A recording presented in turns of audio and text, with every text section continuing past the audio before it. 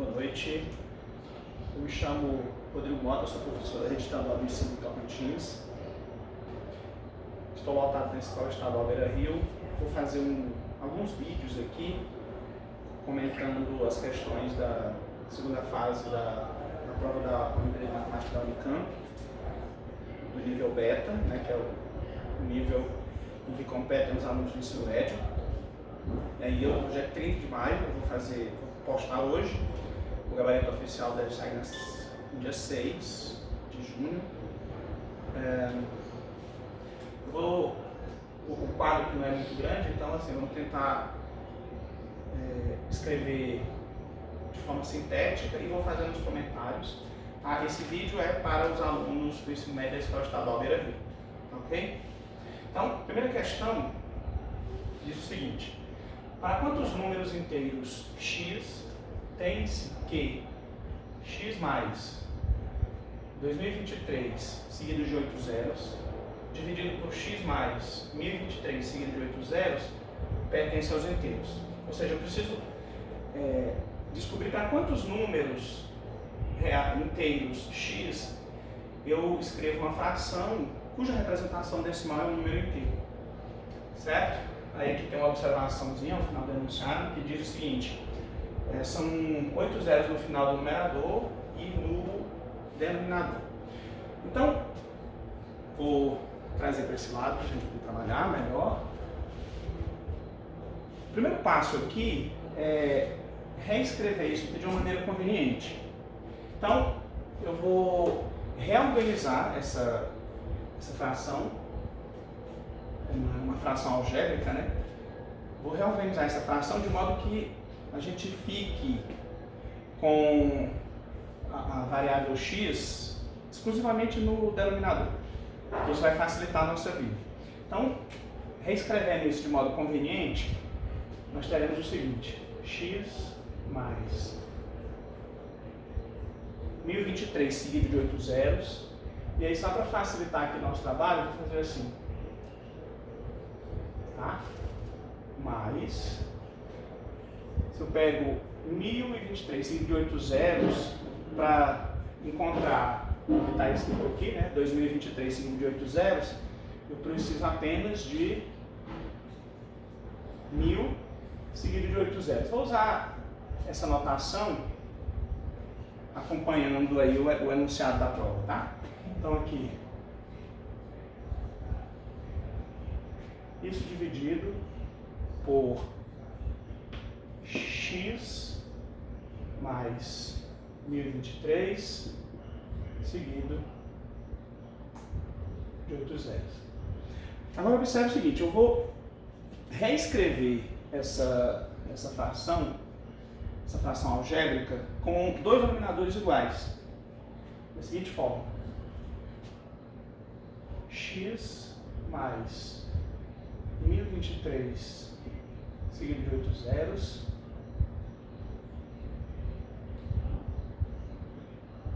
no numerador também 1023 seguido de 8 zeros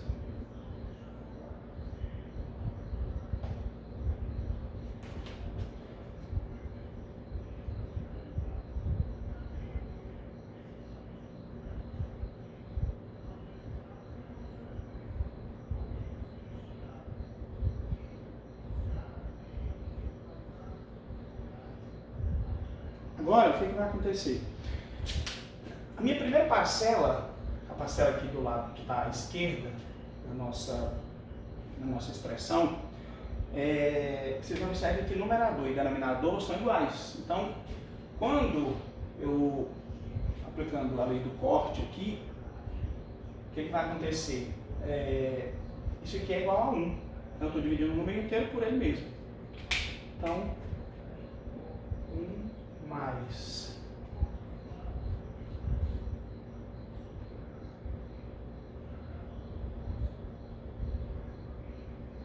essa fração algébrica, 1 mais a fração algébrica, que agora tem 1 seguido de 11 zeros, dividido por x mais 1023 seguido de 8 zeros.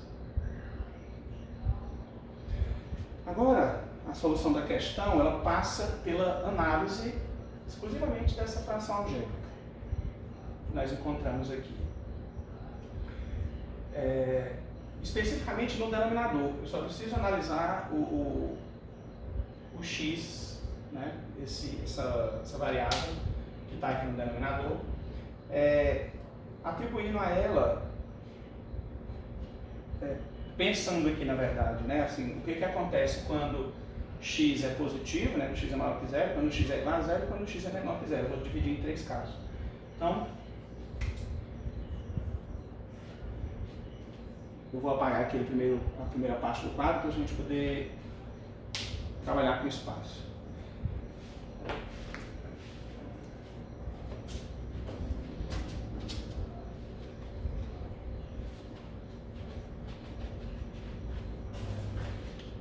Bom, então agora eu vou analisar 3 possibilidades, né, para os valores que x pode assumir. Primeiro, para x maior que zero. O que nós temos aqui?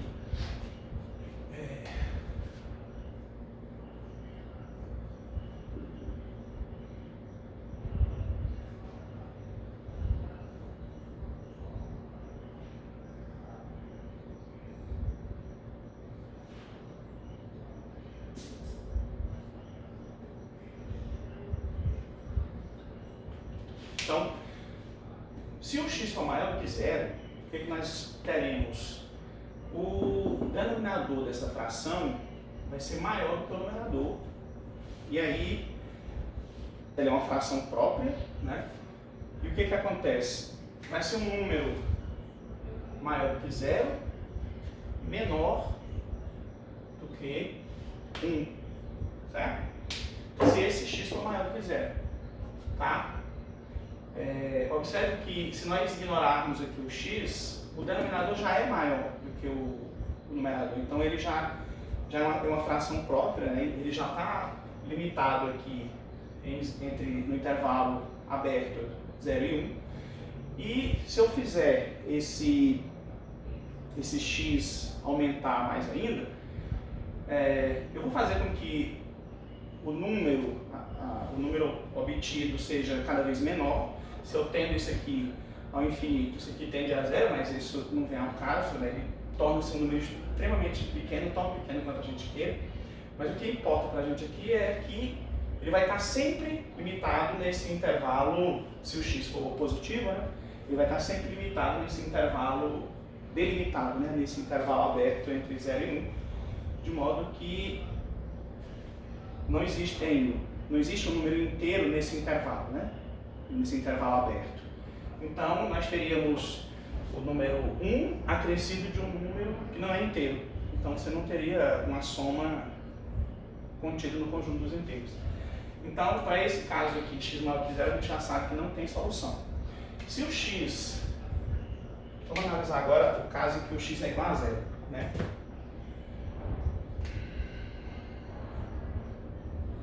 Se o x for igual a zero, o que acontece? A nossa fração se resume a isso aqui.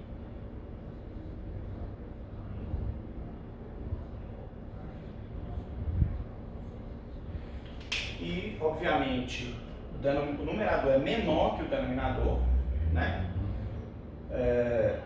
Esse número também está no intervalo entre 0 e 1, né? É um número maior do que zero, uma fração própria, né? Um número maior do que zero, só que menor que 1. E aí, como nós já havíamos comentado antes, não existe um número inteiro nesse intervalo aberto. Então, assim, para x maior que zero e para x igual a zero não há solução, né?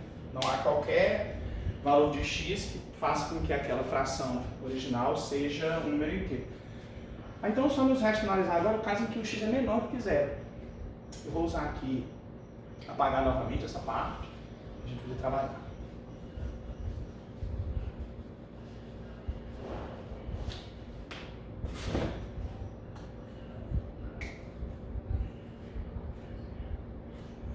Então, o que acontece se o x for menor do que zero? tomando a fração algébrica que nós obtivemos, né? Isso aqui.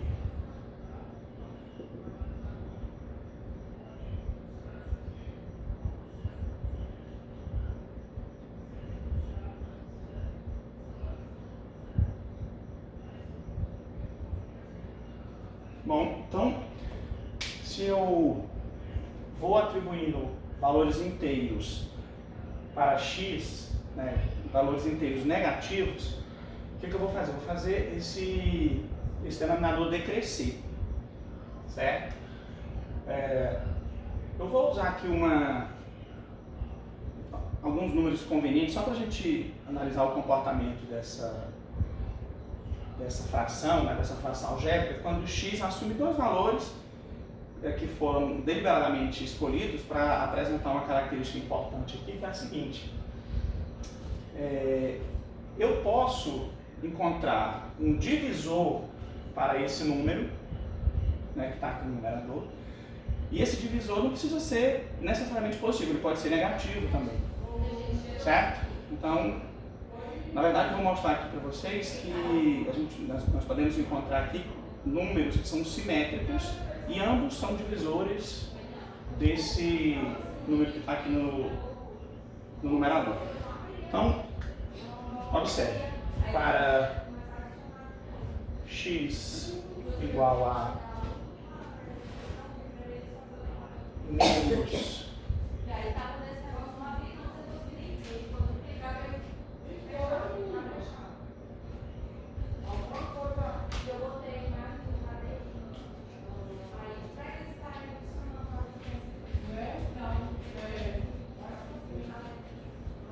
se eu coloco aqui,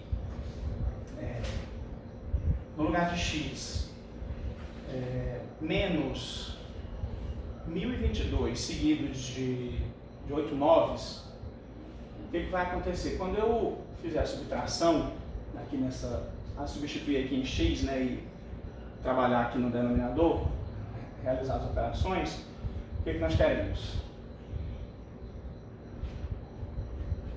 1, 2, 3...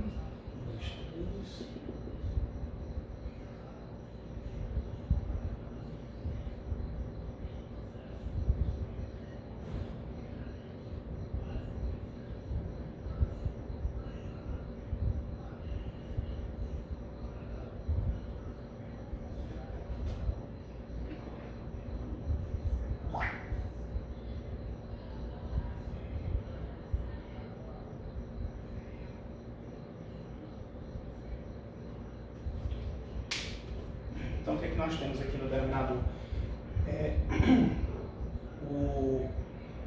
A gente tem uma soma algébrica, né? A primeira parcela é menor do que o módulo dela é menor do que o módulo da segunda. Então, eu vou fazer a subtração e conservar o sinal daquela parcela que tem o maior módulo. No caso, o maior módulo é positivo. Então eu vou subtrair e considerar o sinal positivo. Vai ficar assim: 1 seguido de 3 zeros, depois mais 8 zeros. No caso seria 10 elevado a expoente, mas eu vou deixar essa notação científica para usar um pouquinho mais à frente.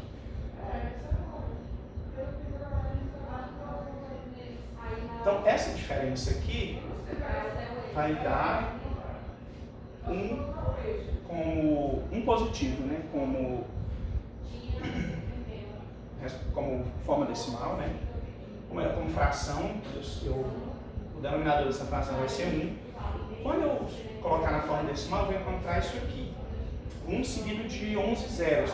E aí, por conveniência, eu vou escrever assim, como 10 elevado a expoente 11, tá? Na forma de notação científica.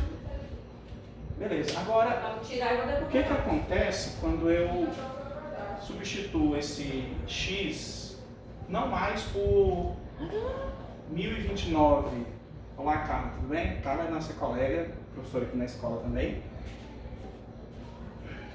Como eu disse, o que acontece quando eu substituo esse x por 1029 seguido de 7 zeros e tendo o dígito das unidades como 1?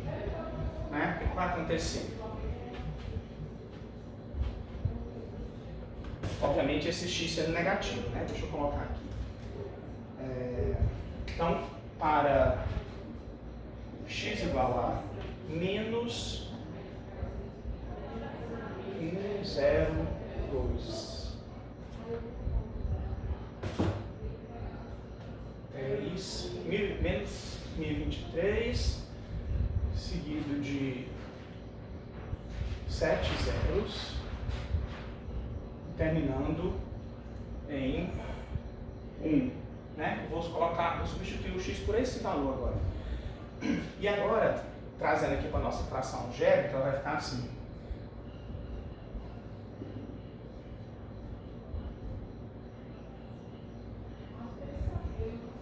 Menos.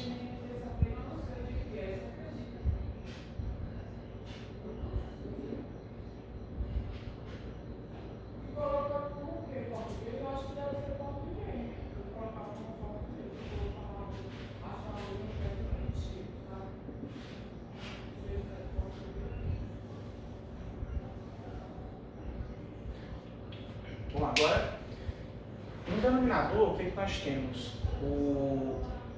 A parcela que tem maior módulo aqui passa a ser a parcela negativa. Né? Então, eu vou fazer a subtração entre essa subtração algébrica, né, entre essas duas parcelas, e vou conservar o sinal da parcela que tem o maior módulo, né, o maior valor numérico, como no caso a parcela negativa. Ela tem uma unidade a mais, né, uma unidade em módulo, né? Ela tem uma unidade a mais que a parcela da direita. Então, quando eu fizer essa subtração, essa adição algébrica, o que vai acontecer? A diferença vai ser um negativo. Então, nós teremos isso aqui.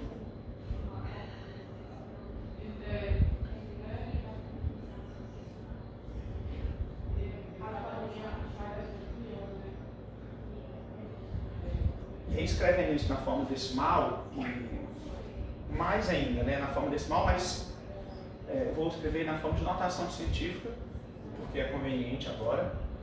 Vai ficar assim, menos 10 elevado a expoente 11. Certo? Beleza, então, eu já deixei claro aqui que a gente consegue soluções que são simétricas, né? Agora, o grande desafio aqui é o seguinte: você tem que determinar quais são, né, quantos são os valores de x para os quais aquela fração original, ela tem a forma decimal como um número inteiro, né? Aí o que acontece? Apesar de ter feito aqui dois casos particulares, né, para os quais o x nos permite encontrar uma solução inteira para esse problema, não é conveniente que você saia procurando uma a uma. Porque não vai para você apontar quais são, dizer quais são, ele quer saber quantos são, né, esses números. Então, na verdade, o que você tem que olhar agora é para o numerador dessa fração, né, dessa fração algébrica aqui, que é esse número, que é 1 seguido de 11 zeros. Né? Eu só preciso saber, na verdade, quantos são os divisores desse 1 seguido de 11 zeros. 1 seguido de 11 zeros, né? O 10 elevado a expoente 11. Quantos são os divisores desse número? E aí, assim, uma forma que a gente aprende muito cedo, ainda no 7º ano, né, do ensino fundamental, a calcular o número de divisores positivos, né, de um número natural qualquer, vai ser útil para solucionar esse problema, porque eu só preciso descobrir quais são os divisores, o número de divisores positivos de 10 elevado a expoente 11, e aí depois penso no simétrico de todos esses números, né? Porque todos os simétricos desse número também serão divisores de 10 elevado a expoente 11. Então, como é que eu procuro, né, a quantidade de divisores de 10 elevado a expoente 11? Que seria um outro problema, que aí nós vamos ter que enfrentar usando um pouco de astúcia. Quero mostrar para vocês aqui agora. Vamos fazer o seguinte. vou reescrever 10 elevado a expoente 11 como o produto, assim, uma potência cujo expoente é 11, mas a base da potência eu não vou pensar como sendo 10, vou pensar como sendo 2 vezes 5. Depois eu vou reescrever essa potência de um produto da seguinte fórmula: 2 elevado a 11 vezes 5 elevado a 11. E aí agora eu vou usar aquela fórmulazinha que a gente aprende lá no 7º ano, né? Que se eu quero determinar a quantidade de divisores desse número, né, que é equivalente a esse número aqui, na verdade, eu pego os expoentes da fatoração completa, né, desse número, adiciono uma unidade e multiplico, né, esses numeradores adicionados de uma unidade. Deixa eu fazer aqui para vocês poderem ver. Então, o número de divisores, vou chamar esse Dzinho representando aqui o número de divisores, vai ser o expoente 11, acrescido de uma unidade, multiplicado por esse expoente 11, que é o expoente do 5, né, acrescido de uma unidade. E aí aqui 11 mais 1, 12. Então, 12 elevado ao quadrado são 144. Esses são os divisores positivos, né? Do número 10 elevado ao expoente 11. Só que a gente já viu que o simétrico de cada um desses divisores também vai ser divisor, né, desse 10 elevado ao expoente 11. Então, por fim,